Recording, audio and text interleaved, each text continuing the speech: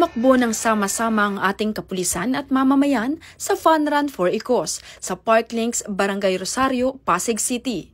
Pinangunahan mismo ng Chief PNP Police General Nicolas D. Torre III bilang lead runner.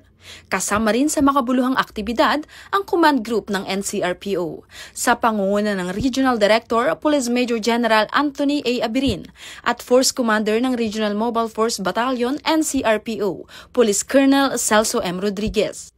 Mula sa 10 kilometro, 5 kilometro hanggang 3 kilometrong kategorya, hindi lamang lakas at stamina ang ipinamalas ng mga lumahok, kundi pagkakaisa, malasakit at dedikasyon para sa bayan.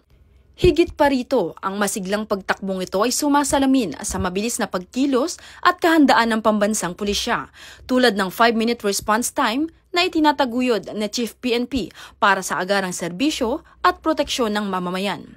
At patuloy itong pinagtitibay ng liderato ni Police Major General Anthony A. Abirin sa ilalim ng kanyang AAA Policy Framework at 5 Guiding Principles.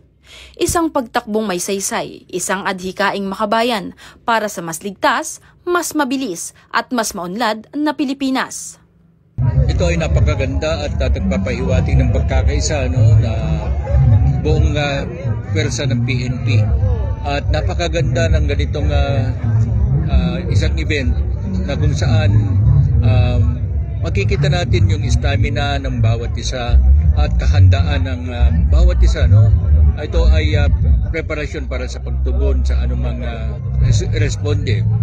Ito nga sobrang fulfillment sa feeling na makatakbo ako ulit at dito pa sa Run with the Chief together with our Chief PNP and my fellow police officer. At shout out nga pala sa mga buddy ko na nag-aya sa akin na tumakbo ulit at nagpabalik ng determinasyon ko na tumakbo ulit.